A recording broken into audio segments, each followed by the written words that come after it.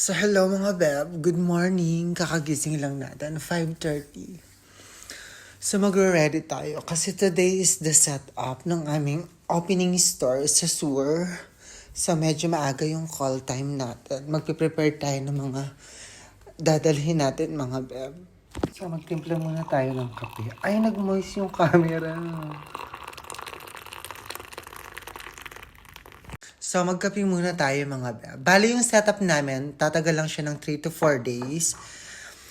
Depende sa management. Pero normally 3 to 4 days lang siya. Todo na yon. So, hinahabol kasi siya ng weekend. So, provided ng company, yung hotel namin, yung pagkain, yung transportation, everything. So, eto pala yung mga dala ko mga beb. Ano yung mga dadalhin ko mga beb? Nagdala ko ng 8 pieces na t-shirt, mga pangharabas lang, tapos 4 na denim, tapos bumili tayo ng bagong medyas, just in case. Kasi, Crocs lang yung atake natin para may bago tayong medyas. And of course, dinala ko yung laptop ko, yung microphone. Just in case lang na sipagin tayo mag-upload sa ating YouTube channel. And then ito yung ating mga personal care. Nagdala ako ng sunscreen, of course. Wag na to.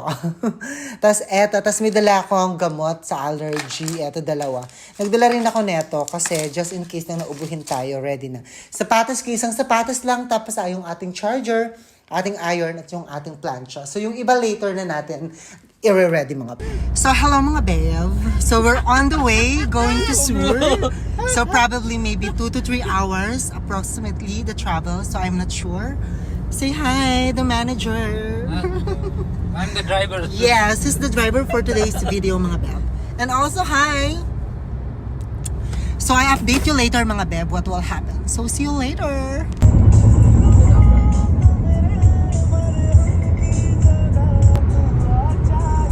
I don't know. Buy Second hand Mercedes. only, I will not buy yan. Buy Mercedes like this. Go for Toyota only. So we arrived mga beb.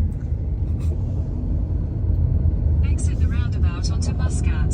We just arrived mga beb. So not even 10.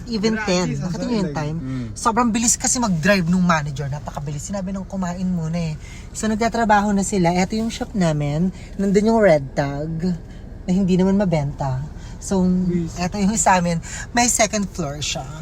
Hoy, go out na. You guys start. You go na. So kakain muna kami kasi nagugutom kami. Hahanap muna kami ng food.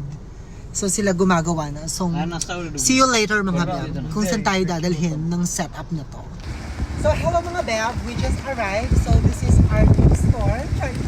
Makikita nyo yung second floor. Opening school. Let's go inside mga beb. Come here.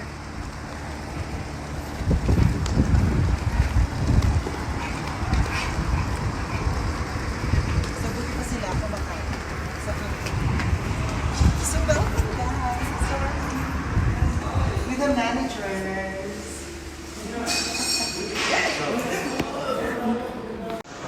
So ito tour po kayo mga beb. So itong first floor, ano lang to, kids incubate. So halika. So 19,000 square meter. Ganun siya ka lang. So di ba sobrang here for example? Kasi hindi pa siya ready. Pero dito may AC mga bed. 90,000 square meter. So gaano kadaming tatrabahuhin namin mga bed. So nandito yung mga tomato. So let's go. So dito yung pay and cash counter. Yes, and that side is the kids department.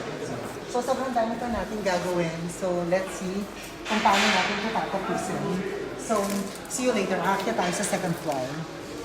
Let's go sa second floor mga bed. The mga hirap dito na yung second floor. Kaya yung men's and ladies department. Men's and ladies department. The stocks is here already. The fittings, the fixtures and everything. So ang ganda. Sobrang laki. And who is the BM here? The cameraman. So bigla. And then merong third floor. Pero second floor na kami. So ladies department is here. So ito yung tatrabahuhin natin. The mannequin. I know. So ito yung lahat ng tatrabahuhin ko.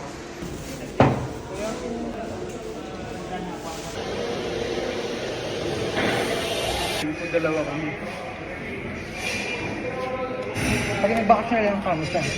Ikaw. PM. Siyempre break time na ng mga alipores.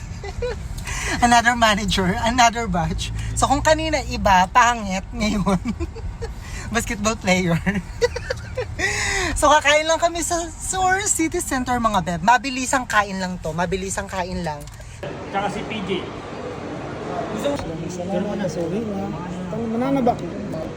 Iwa.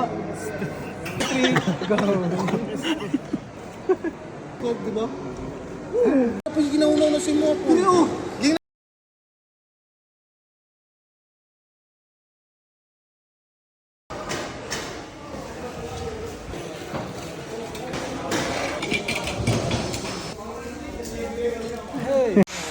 So puntahan muna natin ang mga plastic nating friend.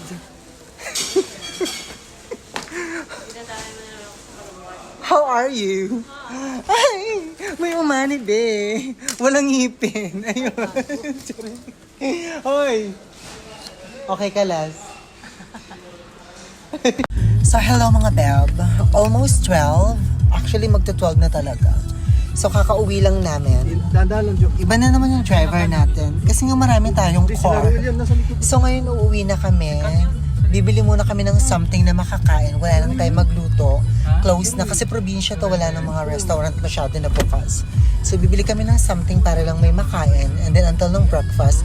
And then after mga beb, shower and tulog. Kasi tomorrow 8 a.m. So nakwento ko lang mga beb. Hanapin ko